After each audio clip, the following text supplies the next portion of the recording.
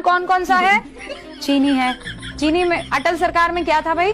22 रुपए प्रति किलो। मनमोहन सरकार में 34 रुपए प्रति किलो। मोदी सरकार में 34 रुपए प्रति किलो। अब बड़ा कितना? पढ़ इतना लिया है कि रूबिका मैडम खुद का लिखा हुआ भी नहीं पढ़ पा रही है।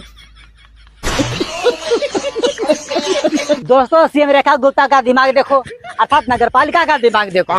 दिल्ली में बाढ़ के पानी से सड़क में जल भरा हो गया तो नगरपालिका पंप लगाकर पानी को निकाल रही है, लेकिन फेंक कहाँ रही है? रोड के दूसरे तरफ। मतलब हद है यार, एक तरफ के बाढ़ पानी को निकाल के दूसरे तरफ फेंका जा रहा है और फिर कहेंगे देखो देखो हमारा विकास, सड़क में पानी दिख रहा है कहीं पानी नहीं है। मतलब हद है दोस्तों, एक तरफ का बाढ़ पानी हटा के दूसरे तरफ किया जा रहा है। एक बार पानी इधर मत रहो, इधर आ जाओ। अब इधर पानी भरेगा, इधर लोग चिल्लाएंगे अरे ससुरा इधर को पानी फेंक रहा है, इधर घर में घुस रहा है पानी, उधर फेंको। फिर उधर पंप लगाया जाएगा, उधर से पानी निकाल के दूसरी तरफ फेंका जाएगा, फिर उधर से पानी निकाल के दूसरी तरफ फेंका जाएगा। हम तो बीजेपी की दुकान बंद करा के रहेंगे, ये मेरा संकल्प है। ओवैसी साहब का नारा भी है भाई, ये तो कह रहे हैं कि मतलब बैकवर्ड आरक्षण, कभी कोई आरक्षण, इन्हें आरक्षण ही दिखाई पड़ता है। लेकिन ओवैसी साहब क्या कह रहे हैं? जितनी जिसकी संख्या भारी उतनी उसकी हिस्सेदारी। लेंगे देंगे हिस्सेदारी, नहीं करेंगे ताबेदारी। तो लेने के देने पड़ गए। हमारे भैया अनुराग ओझा तो इनके जाइत है रक्षाबंधन बांधे, तो भैया का बंधाई 1000 रुपया दिन है, 500 रुपया ऑनलाइन, 500 का दिन है। जब से सनातन प्रथा आई है, जब से रक्षाबंधन की प्रथा आई है, पहली बार इस जीवन में ऐसा हो रहा है कि यहाँ भाई बहन को नहीं बल्कि बहन भाई को पैसा दे रही है। ये हमारी बहन है, सनातन ध्वजा रक्षक की है, समझ पड़िए।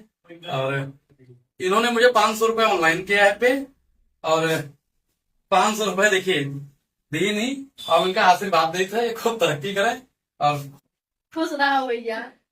तो आप लोग भी अपनी बहनों से पैसा लीजिए, क्योंकि रक्षाबंधन प्रेम का त्योहार है। बात तो सही है। आइए देखते। सबसे पहले आप सभी को रक्षाबंधन की ढेर सारी शुभकामनाएं। मैं इस साल रक्षाबंधन में घर नहीं जा पाई, यहीं ऑस्ट्रेलिया में हूँ, और एक चीज मैंने महसूस किया है, पता है? पता नहीं। हमारे जो त्योहार होते हैं ना, उनकी असली कीमत हमें तभी पता चलती है जब हम अपने घर से, अपने देश से बाहर होते हैं। क्योंकि जब मैं इंडिया में थी ना, ये सारे त्योहार मुझे बहुत नॉर्मल लगते थे। लगता था ठीक है, होली है, दिवाली है, छठ पूजा है, रक्षाबंधन है, ठीक है, आया है चला जाएगा, फिर अगले साल आएगा, क्या ही है इसमें। टेंशन नहीं लेने का अपुन है। लेकिन अब जब मैं ऑस्ट्रेलिया में हूँ और यहाँ पे परिवार के बिना एक एक त्योहार बीतते हैं ना मेरे सामने, होली, दिवाली, रक्षाबंधन, छठ, और इतना अकेला महसूस करती हूँ, तब लगता है कि मैंने क्या खोया है। मतलब आप यकीन नहीं करेंगे कि यहाँ पे परदेश में रह के ना, हम पैसा तो कमा लेते हैं, लेकिन हमसे हमारे दोस्त, यार, रिश्तेदार, हमारे तीज त्योहार, परिवार सब छूटता है, और तब पता चलता है कि हम क्या गंवा रहे हैं। अरे बस कर, रुलाएगा। ये है परदेशियों की जिंदगी। एनआरआई लोग कह के बहुत ज्यादा, सो कॉल्ड एनआरआई कह के बहुत खुश होते हैं ना, अपने आप को शो ऑफ करते हैं ना, ऐसा कुछ भी नहीं है। एनआरआई की लाइफ जो है ना, वो बिल्कुल खोखली होती है, क्योंकि हमारे पास कुछ नहीं होता है, सिर्फ पैसे कमाते हैं और पैसे कमाने की मशीन बन के रह जाते हैं।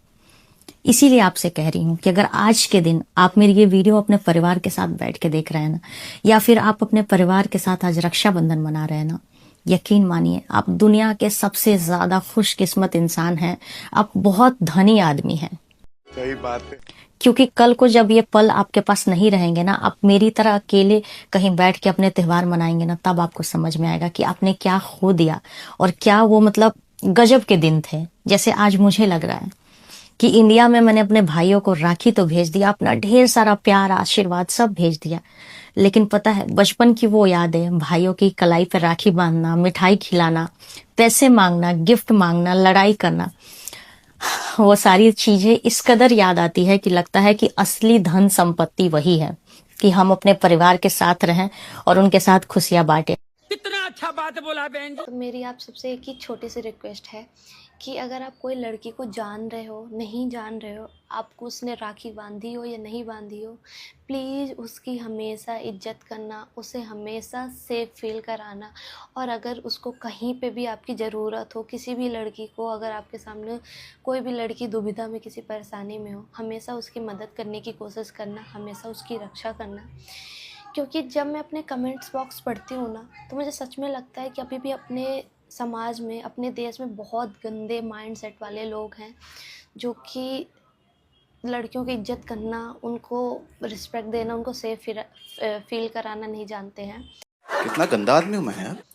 मुझे नहीं पता कि लोगों के माइंड में इतना क्यों नेगेटिव भरा हुआ है और इन सब चीज़ों से वो बाहर क्यों नहीं आ पा रहे हैं, और ये कब तक मेरे साथ चीज़ें होंगी। खैर, मैं बस आपसे एक ही रिक्वेस्ट करना चाहती हूँ, प्लीज़ लड़कियों को हमेशा सेफ फील कराइए, उनकी रिस्पेक्ट करिए। सही बात है। भाजपाइयों को एक बात का अवार्ड पक्का मिलना चाहिए और वो है बेतुके बयान देना। चीनी महंगी हुई तो चीनी को जानबूझकर महंगा बता दिया कैलाश विजयवर्गीय ने। कह रहे हैं कि डायबिटीज होती है तो अच्छा ही है चीनी महंगी हो गई। ये सुषमा स्वराज की बेटी कह रही हैं कि राहुल गांधी को अगर पेट्रियार्की को स्मैश करना है तो वंदे मातरम पूरा गा के सुनाएं। निर्मला ताई ने भी एक बार कहा था, I do not eat onion and garlic, तो मुझे फर्क नहीं पड़ता वो कितने महंगे हो गए।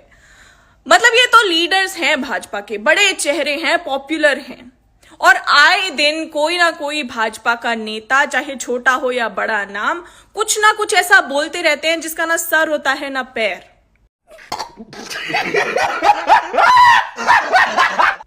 लेकिन ये बात आप समझिए कि इतने इंपॉर्टेंट मुद्दे जैसे शुगर, हम एक ऐसा देश थे जो शुगर एक्सपोर्ट किया करते थे, और आज हालात ये हैं कि हमें इंपोर्ट करना पड़ रहा है। उस जैसे मुद्दे पर बीजेपी का इतना बड़ा लीडर इतने कैजुअली कहता है कि डायबिटीज खत्म करने के लिए शुगर महंगा कर दिया।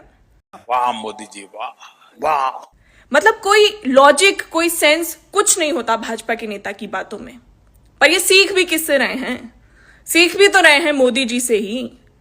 मोदी जी ही सिखाते हैं कि कोई सवाल पूछे तो नक्सली बता दो, किसी चीज का लॉजिक समझ ना आए तो कुछ भी बोल के आ जाओ, बस अपने आप को बचाना है, बाकी लॉजिक किसी चीज में नहीं चाहिए। लेकिन बात यह है कि अगर आपके पास कुछ अच्छा बोलने के लिए नहीं, कुछ लॉजिकल बोलने के लिए नहीं, तो चुप रहिए, क्योंकि सॉल्यूशन तो प्रॉब्लम्स का आपसे निकल नहीं पा रहा। हर जगह बेइज्जती करवा रहे हो तुम। अच्छा ये बताइए कि आपकी फेवरेट पार्टी कौन है, सीजेपी या BJP? BJP. BJP.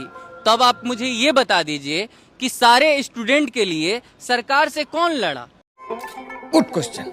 CJP. CJP. अब आप मुझे बताइए कि सारे स्टूडेंट के बेहतर भविष्य के लिए शिक्षा मंत्री से रिजाइन किसने दिलवाया? सीजेपी।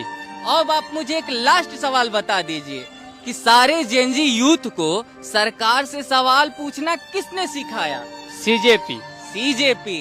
अब आप मुझे बताइए कि आपकी फेवरेट पार्टी कौन है? बीजेपी।